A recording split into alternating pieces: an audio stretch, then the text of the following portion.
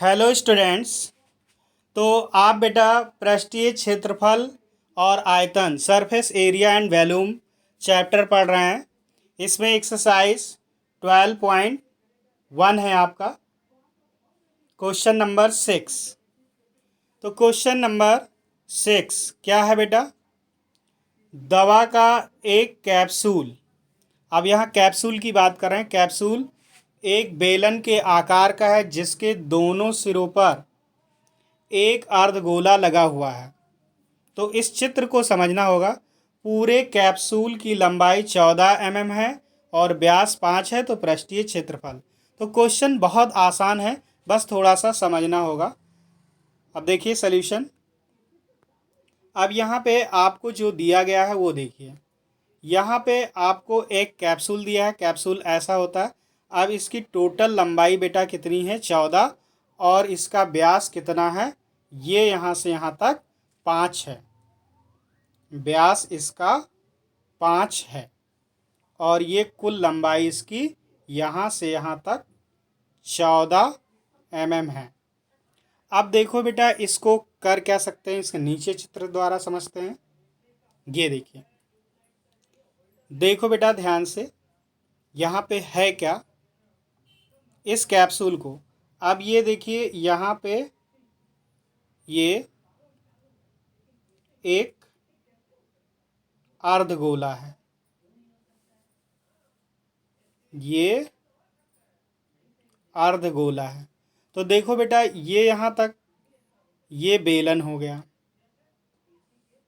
और इसके बाद आपका साइडों पे ये अर्धगोला है। यहाँ पर और यहाँ पर ये अर्धगोला है। तो अब अर्धगोला व्यास कितना दिया है? 5। तो त्रिज्या आप निकाल लेंगे। यहाँ से त्रिज्या कितनी आ जाएगी? 5 की आधी 5/2। तो जितनी इधर आएगी उतनी ही इधर आएगी, एक समान 5/2। अब ध्यान दो बेटा, टोटल यहाँ से 5/2 5/2 कम हो गया। अब ये पोर्शन कितना होगा भाई? आधा। तो 2 हिस्से, 2 गुणे 5/2। तो ये कट गया, यानी कि 5 कम हो गया। तो बेलनाकार हिस्सा कितना है? 9 mm। तो जो बेलन की ऊंचाई है वो कितनी आ गई? 9 mm आ गई। और इसकी त्रिज्या कितनी है? दोनों की त्रिज्या 5/2 है। तो यहाँ पर अब ध्यान से देखें, इस कैप्सूल का हमें निकालना है। तो हमें साफ साफ दिख रहा है ये अर्धगोला है, ये अर्धगोला है। तो 2 अर्धगोलों का वक्र पृष्ठ हो गया और एक बेलन का वक्र पृष्ठ। भाई क्या है? 2 अर्धगोलों का। आपके 2 अर्धगोले हैं, ये वाला इधर अर्धगोला है। इस अर्धगोले का वक्र पृष्ठ निकालेंगे और इस अर्धगोले का आप वक्र पृष्ठ निकाल लेंगे। और भाई उसके बाद क्या करेंगे आप? इस बेलन का भी वक्र पृष्ठ निकालेंगे और बाकी तो ये पृष्ठ ढक ही जाएगा। तो यहाँ पे ये तो केवल आपको वक्र पृष्ठ निकाल के जोड़ देना है और आपको सारी चीज़ पता है। तो देखते हैं। तो यहाँ पर देखो बेटा, यहाँ पर बेलन का व्यास अर्धगोले के व्यास, तो ये 5 हो गया। अभी पीछे हम समझा चुके हैं। तो त्रिज्या 5/2 हो जाएगी, समझने में कोई प्रॉब्लम नहीं। बेलन का व्यास भी उतना ही है 5, तो त्रिज्या उतनी ही होगी। फिर अब बेलन की ऊंचाई, तो बेलन की ऊंचाई भी मैंने आपको बताई कितनी आई थी?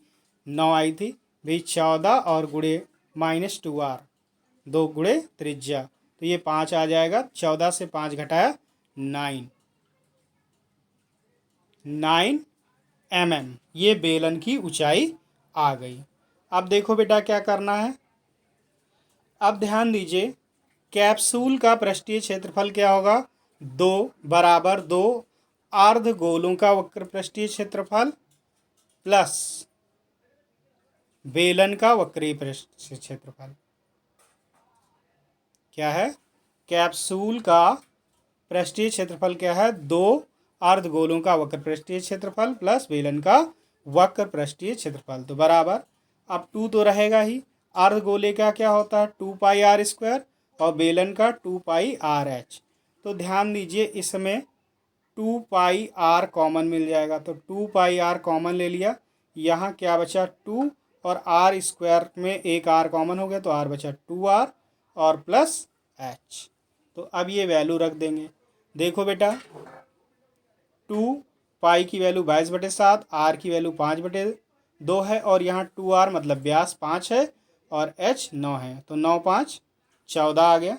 अब देखो बेटा इस 2 से ये 2 कट गया, 7 से 14 काटेंगे 2 आ गया, तो 2 पंजे 10 और 10 को 22 से गुणा कर देंगे तो 220 आ जाएगा। तो इसका आ गया बेटा 220 mm², यानी कि 220 mm²। अतः कैप्सूल का पृष्ठीय क्षेत्रफल 220 mm होगा। तो इसी तरीके से आप क्वेश्चन लगाएंगे। अब देखो बेटा इसके अलावा मैं आपको हिंट दे देता हूँ प्रीवियस क्वेश्चंस में। यहाँ पे देखो बेटा क्या है,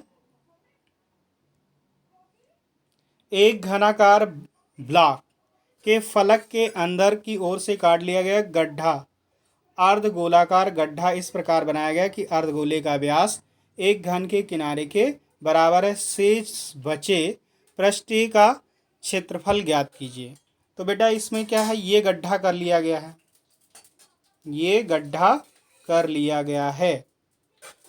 तो इसमें देखिए ये चीज़, तो घन का इसमें पृष्ठीय क्षेत्रफल निकालना है, तो ये इसका जो सिरा था उससे क्या करेंगे माइनस कर लेंगे। तो यहाँ पर पहले घन का अगर पृष्ठीय क्षेत्रफल निकालें तो 6a² आएगा, लेकिन इसमें कम हो जाएगा, तो यहाँ पर एक कम हो जाएगा तो 5a², फिर माइनस 5a² और फिर इसके बाद देखो बेटा क्या है, या सिंपली कर सकते हैं 6 ही अगर रखें तो टोटल 6a² है। अब इससे a² लेकिन कम होगा और यहाँ पर ये चीज़ जुड़ जाएगी, जुड़ क्या जाएगी अर्धगोले का, ये क्या आएगा 2πr²,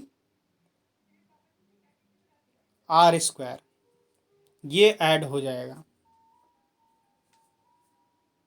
2πr² ऐड हो जाएगा। तो यहाँ पर देखो बेटा क्या लगाया गया है, यही ध्यान देना है, 2πr² ऐड हो गया और यहाँ पे